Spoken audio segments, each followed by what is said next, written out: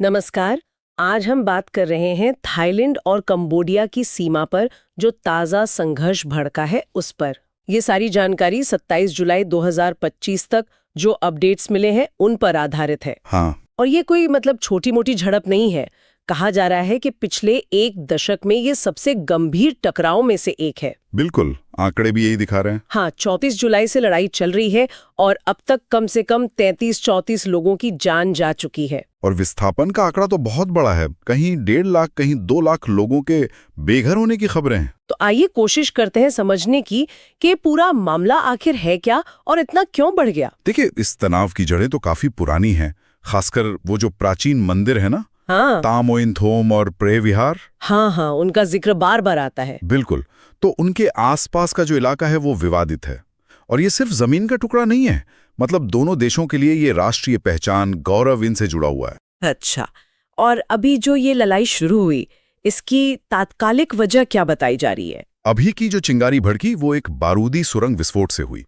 उसमें कुछ थाई सैनिक घायल हुए थे। ओहो। और उसके बाद बस दोनों तरफ से भारी गोलाबारी शुरू हो गई और एक दूसरे पर घुसपैठ करने के आरोप लगने लगे। और इसी सब के बीच एक थोड़ी अप्रत्याशित सी चीज हुई है। पूर्व अमेरिकी राष्ट्रपति डोनाल्ड ट्रंप का बयान आया है। हाँ, वो भी आया है। उन्होंने मध्यस्थता की पेशकश की है अपने social media platform truth social पर। उनका कहना है कि दोनों नेता युद्ध विराम के लिए मान तो गए हैं, लेकिन शर्त यह है कि पहले हिंसा रुके। और साथ में एक चेतावनी भी दी है। हाँ, वो व्यापार समझौतों वाली, कि अगर लड़ाई जारी रही तो अमेरिका थाईलैंड और कंबोडिया के साथ व्यापार समझौतों को रोक सकता है या उनमें देरी कर सकता है। ये तो काफी बड़ा दबाव है ना? तौर पर कह दिया कि वो तत्काल और बिना शर्त युद्ध विराम के लिए तैयार हैं। अच्छा, बिना शर्त। हाँ, और अपने विदेश मंत्री को अमेरिकी विदेश मंत्री मार्को रूबियो के साथ तालमेल बनाने का काम भी सौंप दिया है। और थाईलैंड का क्या रुख है इस पर? थाईलैंड ने सैद्धांतिक रूप से तो कहा है कि ठीक है, लेकिन वो जोर दे रहे हैं कि पहले उन्हें कंबोडिया की तरफ से ईमानदार इरादा देखना होगा। ईमानदार इरादा, इसका मतलब क्या हुआ जमीन पर? शायद वो देखना चाहते हैं कि कंबोडिया सच में हमले रोक रहा है या नहीं, सिर्फ कह रहा है। और एक और बात, थाईलैंड सीधी द्विपक्षीय बातचीत पर ज्यादा जोर दे रहा है। तो एक तरफ ये कूटनीतिक बातें चल रही हैं, बातचीत की पेशकश हो रही है, लेकिन जमीन पर क्या हो रहा है? क्या लड़ाई रुकी है? देखिए, यहीं पर मुश्किल है। खबरें तो यही हैं कि रविवार सुबह भी त्रात, जो थाईलैंड में है, और पुरुसैट कंबोडिया में, वहां लड़ाई फिर से शुरू हो गई। अरे बाप रे, बातचीत की कोशिशों के बावजूद? हाँ, सीमा पार से गोलाबारी और सैनिकों की मूवमेंट वो जारी है। तो कूटनीति और जमीनी हकीकत में अभी एक बड़ा फासला दिख रहा है। तो अंतर्राष्ट्रीय समुदाय क्या कर रहा है इस पर? ASEAN, UN? हाँ, वो सब भी सक्रिय हैं। आसियान, जिसमें मलेशिया जैसे देश भी हैं, चीन है, संयुक्त राष्ट्र सुरक्षा परिषद है, सबने अपील की है कि भाई हिंसा रोको, शांति से बात करो। लेकिन क्या उनकी बात सुनी जा रही है? देखिए, यहाँ भी थोड़ा मतभेद है।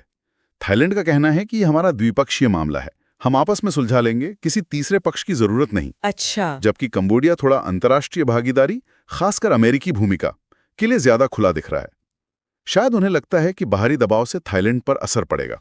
तो अगर हम आज की तारीख यानी 27 जुलाई तक की स्थिति को समेटें तो क्या तस्वीर बनती है? मोटा मोटा ये कि 4 दिन से संघर्ष चल रहा है। हाँ। कम से कम 33-34 मौतें हो चुकी हैं। लाखों लोग विस्थापित हैं। हाँ, 1.5 से 2 लाख। युद्ध विराम की बात करें तो कंबोडिया बिना शर्त तैयार है, थाईलैंड सशर्त तैयार है, वो भी सैद्धांतिक रूप से। और मध्यस्थता के लिए अमेरिका दबाव बना रहा है, व्यापार समझौतों का हवाला देकर। बिल्कुल। और आसियान, यूएन शांति की अपील कर रहे हैं, लेकिन थाईलैंड द्विपक्षीय बातचीत चाहता है।